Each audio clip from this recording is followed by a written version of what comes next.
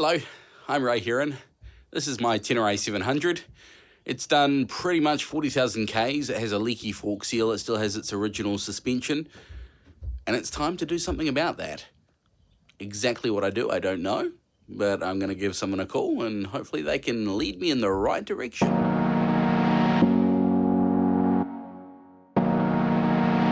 Here we are at Aris Motorcycles. The Tenere 700 has made the trip down. Robert's joining me. Robert, you're the one that's going to be doing the work on the bike, or you and your team.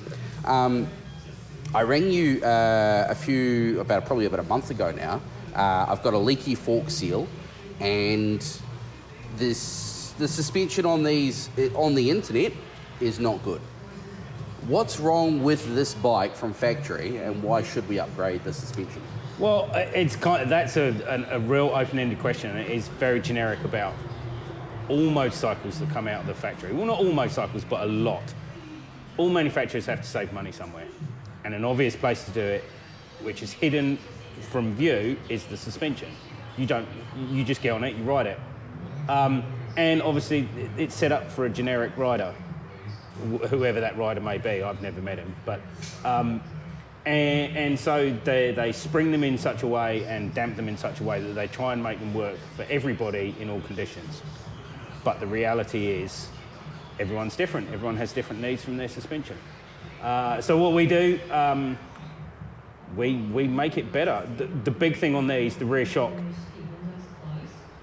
is not really much we can do with it. It is very basic. The damping inside is not fantastic. You could go to the expense of revalving it and modifying internally, but by the time you've done that, you're better off putting an aftermarket shock in it. Obviously for you, we're doing a YSS adjustable shock, fully adjustable, so high and low speed damping for compression, rebound damping, and a hydraulic preload adjuster. Gold standard of suspension, basically, for the rear end on this bike. Fork-wise, forks in these aren't too bad.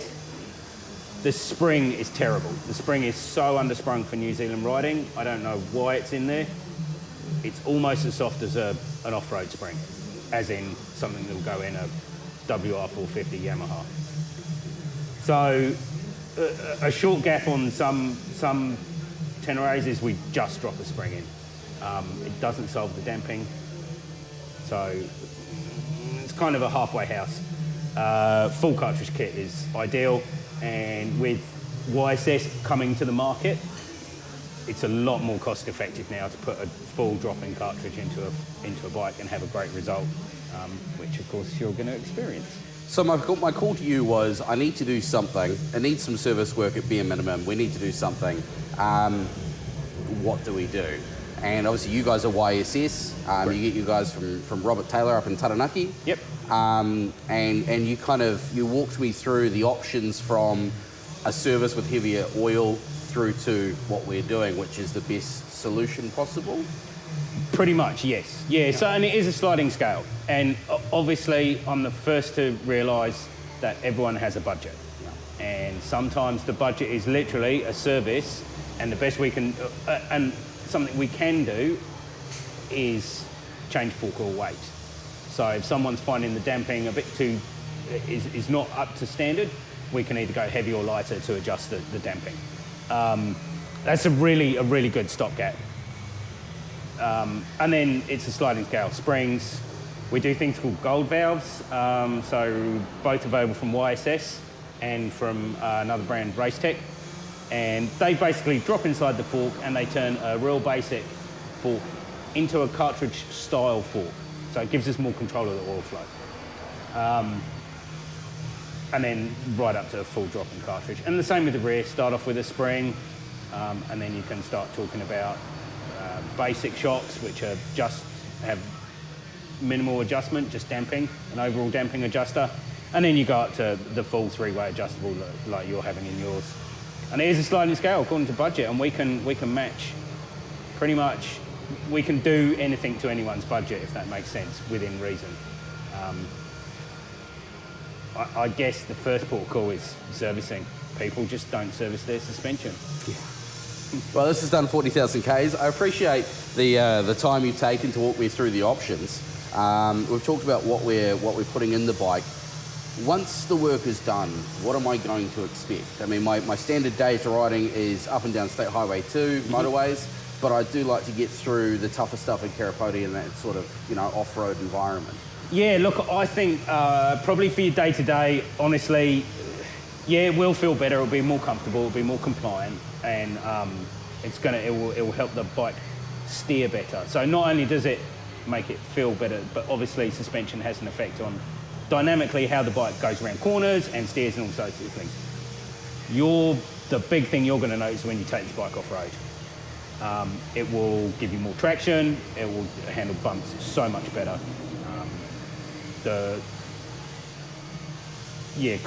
Because not only when we're replacing the internals, we're also springing it to your weight. So all the suspension that we do, we spring it to the weight of the rider. So that's why I asked you when you booked it in how much you weighed. It's not a rude bit question. more than the test rider that Yamaha used. Yeah, probably. And also all our shocks and all our cartridge kits. I showed you the cartridge kit over there. They got opened up at KSS in New Plymouth. They have a shock dyno, so all the suspension is dynoed before it comes here to check that it's up to spec for New Zealand conditions. So KSS are a R&D centre for YSS suspension. So one of very few worldwide, I think maybe half a dozen. So they do a lot of development work for New Zealand because obviously we're different. We're so different to the rest of the world in our road conditions, and especially our off-road. We have so much off-road, lots of adventure riding, and it is a huge growth, and it's an area that we're interested in promoting, and so yeah, I think it'll be more compliant. It will be heaps more compliant. The rear is going to give you more traction because we can drive the rear tyre of the bike into the ground better than your standard shock will. Where your shock at the moment, because it is just the damping is not amazing, when you go over a bump, it's either going to push out too quickly or it's going to stay up. What we want is to keep that wheel moving on the ground and driving into the ground, especially for off-road stuff. Keep your front nice and light so you can go over bumps. So yeah, all of those things. And it's custom set up for you. I mean, what more do you want? Awesome. Well, I won't hold you up too much longer because you've got bikes up the yin-yang that you need to work on. Yeah, there's a few. Before I leave you with my baby, because I've never actually left it anywhere in 40,000 Ks, can we have a quick look at the stuff that's going in? Yeah, sure, absolutely. So this is your suspension setup kind of corner? Yeah, honestly, it's always this tidy. So, rear shock. This is basically what any race shock from YSS would look like, and then across into the off-road range as well. So we have 3-way adjustable for damping, plus hydraulic preload. So hydraulic preload adjuster means you can adjust your spring preload. So if you want to go away on a trip and you put a whole lot of luggage on it, you can put a bit more spring on it. It's great. High and low speed damping for compression. So that means we can control when you're hitting a bump, how much the suspension and how quickly it compresses for small stutter bumps and for big potholes and big jumps, essentially. And then rebound damping as well. So we can adjust how much it pushes back. Yeah, so really, really great 3-way adjustable shock. And as I say, it's been dynoed up in New Plymouth and it's sprung for your weight. So really nice bit of kit. Nice. And the great thing about YSS is that they are quite cost effective. Yes, it is expensive. It's a lot of money to spend on a bike. But when you compare it to other brands, comparable spec, it does come in really favourably. You wouldn't put a shock of this standard in a bike. It will probably cost you 60% more for another brand. And that's not that the other brands aren't good. But YSS have really, they're pushing forward on, they've got a big factory, a big R&D, so they're going, get some nice kit. And this is kind of, still kind of a little bit new to me. I've only done maybe half a dozen of these. so this will be really good to get some feedback. Done lots and lots of cartridge kits for other brands. Andrani's really well known, Olin's. But these are the YSS drop-in cartridge kit. They cover a lot of range. They have a lot of bikes they do. Basically, completely takes over the internals of your fork.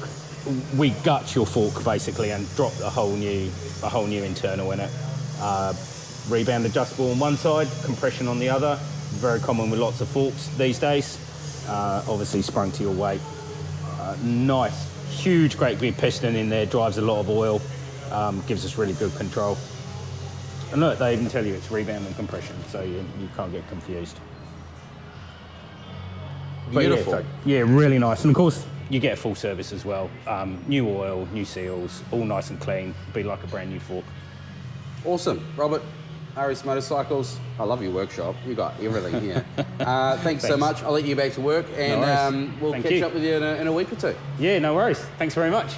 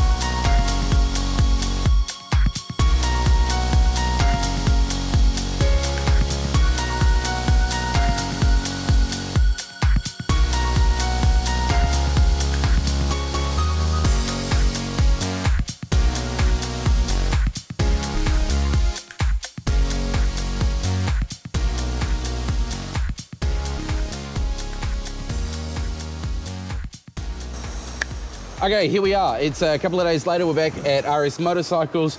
Robert has done the work on the bike, have you? Yeah. You drink, man. Yeah. Look, shiny bits. Shiny bits. I didn't expect you to be so quick.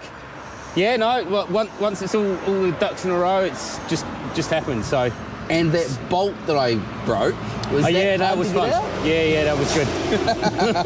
Yes. Right, so you've replaced the shock. Yes. You've replaced the fork internals. Correct. Were there any surprises? No, not really. Unsurprising, I'll show you the photos. The oil that came out your forks was sludge. It was used. Yeah, it definitely done its job. Ready for a change. Couple of little things on these. You have to take the whole fork bottom off the slider in order to fit the cartridge kit. So a little bit of extra time over some other forks, depends on the fork as to what's needed. But apart from that, no, good, easy, nice drop in. Went for a couple of rides yesterday to do some setup work and just fine tune the settings. So, and I'll give you some information about how you can continue with that. Awesome. So what do we do now? We're going to just check the preload settings. So the damping I can do pretty much with the bike. I just bounce up and down on it, and then I go for a ride and I get an idea of what the settings should be. Preload is very specific to you.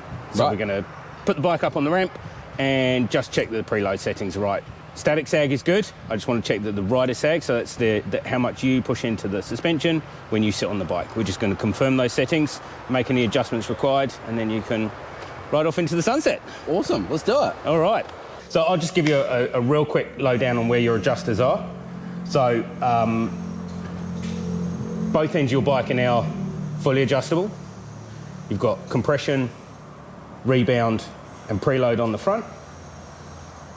Same on the rear shock, except you have the addition of high and low speed compression damping, which is good for like if you got that nice, comfortable, normal riding, but you still want to be able to control the big hits. Mm-hmm. It does make I'm not going to say it's a gimmick. It's a really good tool, but it is quite hard to fine tune.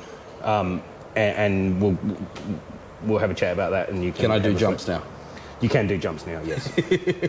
Absolutely. This will handle it really well now.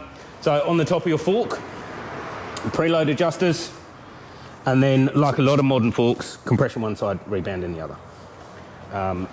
Your preload adjuster on the rear shock is here. It's hydraulic, it's remote, just has an Allen key to adjust the spring tension.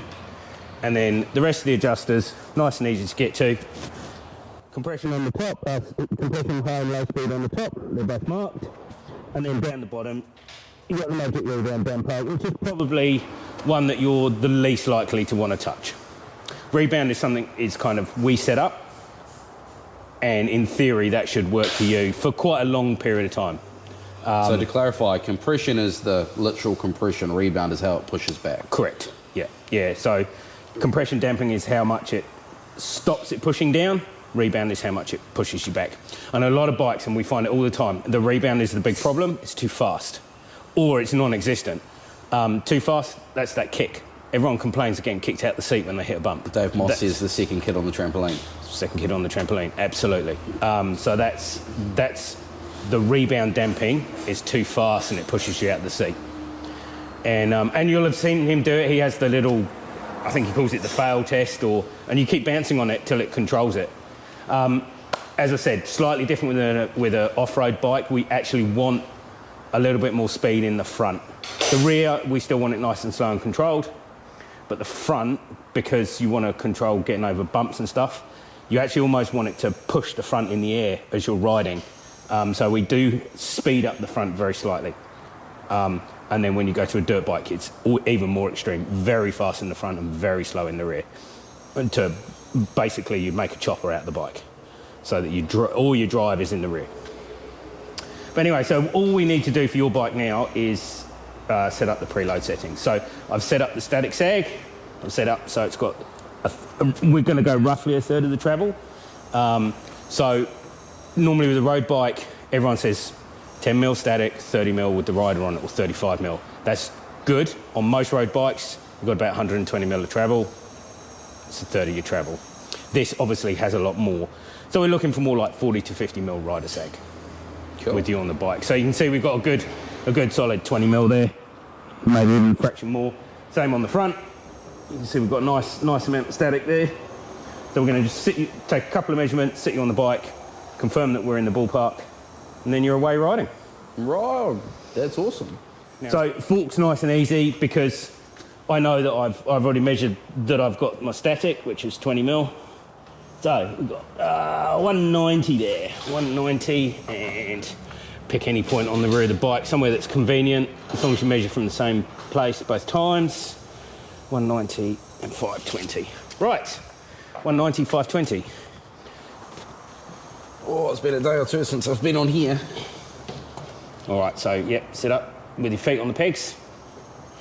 It's going to settle the suspension, and I'm going to take the next measurement. 165. And from the rear, 470. Okay. All right, off you hop. So I think we need to take a fraction preload off the front, because at the moment we're sitting at 35. Actually, 55, that's about perfect. Oh no, 25. So we're at 45. Could soften up the front, you've got too much sag in the rear. So I'm just going to put a little preload on the rear spring. So at the moment we're at 50 mil with you sat on the bike. So we're at like 60, 70 mil total, and I want to get that down to about 50. And so much, it's so nice and easy with the having the adjuster at the top here. It's an 8 mil Allen key. Is there a rhyme or reason as to where you've put that, or is just that was an easy place? It's an easy place, basically. You had the bracket there, and it came with a longer bolt, so I assume that's where they meant me to put it. But yes, it doesn't really matter. It just needs to be accessible. And you could put it on the other side, but you've got to find somewhere to mount it. Yeah. And I don't really like them on the pillion peg mounts because they can get kicked. There's a convenient spot. Yeah. And we go by turns. So I want to get.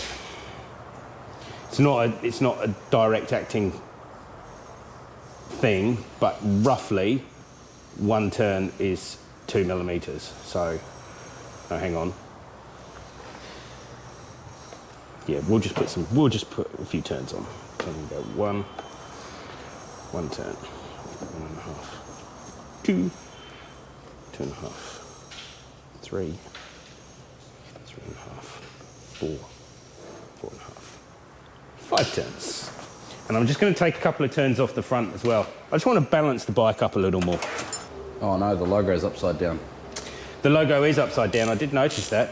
I did try and work out. You'll notice that I've lined up all the little marks on the front, and I've marked up these so these don't look like they're straight. But the reason I've done that is when you stand at the side, they're really easy to see. Right. So when you stood at the side of the bike looking at them, it makes sense. But if you're sat on the bike, you go, oh, they're not quite perfectly lined up. It's a nice and easy 17mm, and they give you an Airoh. So all I'm going to do, I'm just going to take 1 or 2 turns off. We'll see how we go.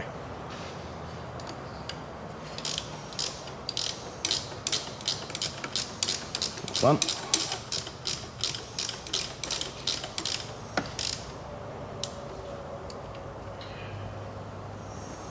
That's 2. And always, obviously, same on both sides.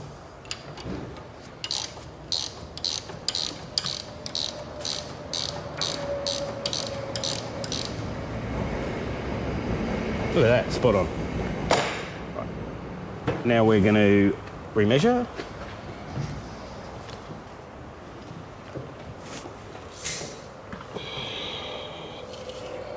There we go. Already better in the front, in the rear. 25. 190. 190, and we've got 525. Perfect. Hop on again. This is going to be perfect this time. I just know it. I can feel it.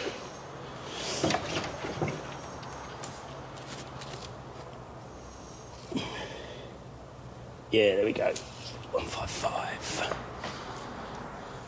Of course, I'm doing this with no gear on. It's probably a better idea if I was wearing all my gear. Yeah, that's why I'm not too concerned that it's a little stiff in the front. My work here is done. We're just about perfect there. Marvellous. So yeah, so we're down to, so we've got 55mm total, front and rear, and of that, 15mm is static sag, and the rest of it, the other 40mm, is you on the bike. As I say, for a road bike setting, that's a lot of sag, but this is an adventure bike, so we're setting up as an adventure bike. It's going to see some dirt. Yeah, yeah.